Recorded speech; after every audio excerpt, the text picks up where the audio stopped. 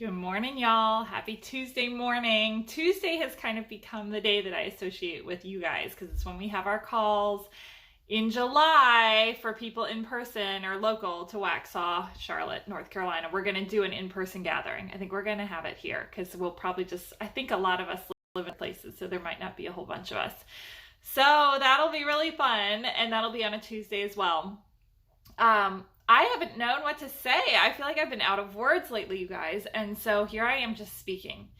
And I'm going to share what the Lord gave me this morning. Y'all, I have just been feeling discouraged. I've been like, I don't know what I'm doing. And, the kids need a whole bunch of stuff. And the house needs a whole bunch of stuff. And life needs a whole bunch of stuff. And I need a whole bunch of stuff. And it just feels like the plate is overfull. And so, I've just had this thought of just a couple different ways of putting it to words, but do I really think he doesn't know what's going on? And so my way of talking to myself is, Laura, hi, sweet friend. Good to see you. My way of talking to myself is, do I really think that God doesn't know what's going on in my life? Jennifer! How's that sweet Caleb? How are you, my sweet friend? It's so fun to see those baby yawns and all those sweet pictures. Okay, so that's me. Anna, do you really think God doesn't know what's going on in your life? And then because some people hear that as like, me coming down on you, let me put it this way. What if we knew that he knew? What if we knew that he saw? What if we knew that he had it? Right? What if we let that sink into our marrow and we grabbed hold of the peace that comes from that deep, abiding knowledge of he sees you, he knows you, and he knows exactly what it will take to get from where you are right now to the promises that have yet to be fulfilled in your life. You don't have to figure out the path. You don't have to build it. You don't have to construct it. All you have to do is show up before his throne, lift your eyes to heaven and go, lead me. Like, I don't know what I'm doing. Lead me.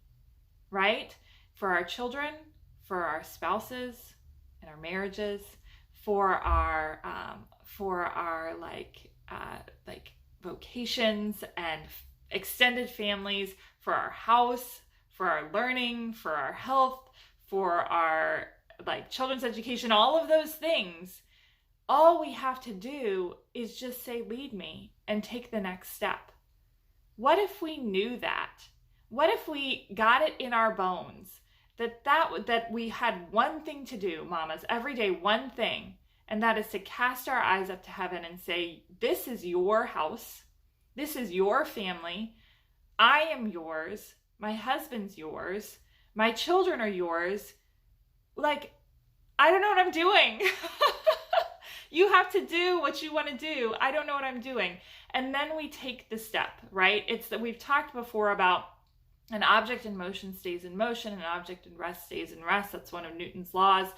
We move our feet so that he can direct us, right?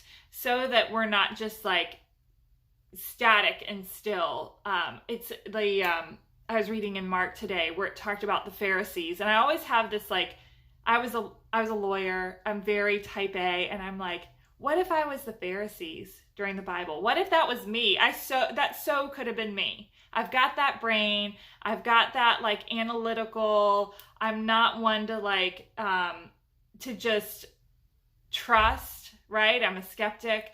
And so what if that were me? And I came to this line that talked about Jesus was basically, I forget if he was grieved or angry, but he was one of the two. It was Mark 4, I think, because of their hardness of heart.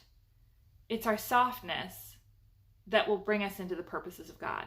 So we move our feet, we keep our hearts soft and tender, and we say, I'm willing to go, okay? And so this is what I got from the Lord as I was praying. And so the fun of this thing is I get to give you what I've got, because that's all I've got. And pretty much all I've got is what he gave, right?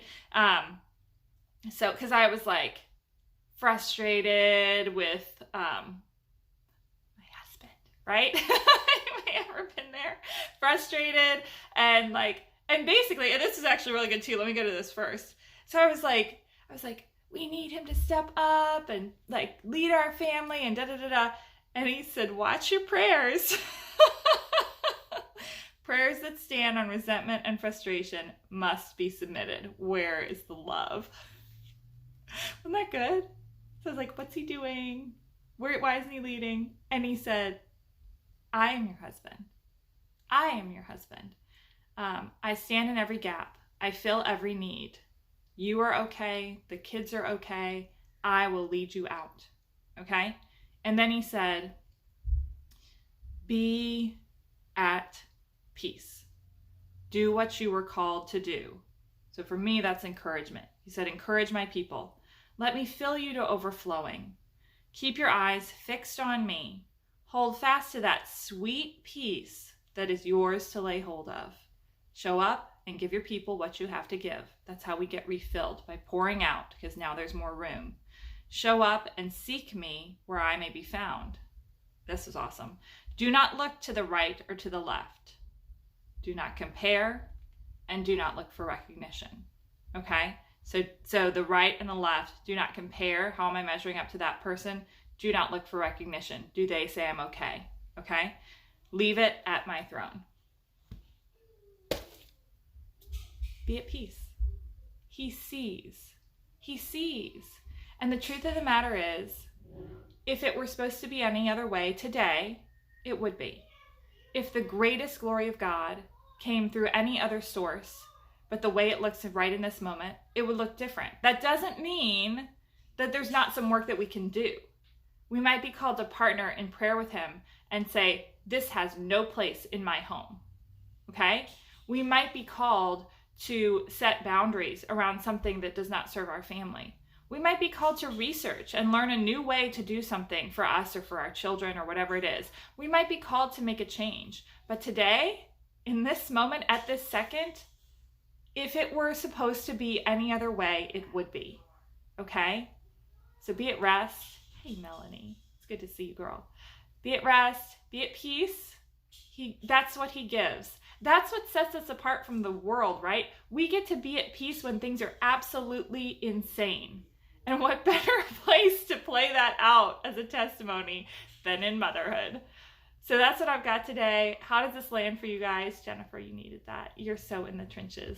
Sweet Jennifer is like a week postpartum, maybe, with her second. And her first is like one-ish. So I'm sending you guys all the love today. Let me know how this hits you. Does this resonate? How does it resonate? What do you have to add? Because I know you guys have some wisdom to share. I'm grateful for you guys. Mwah.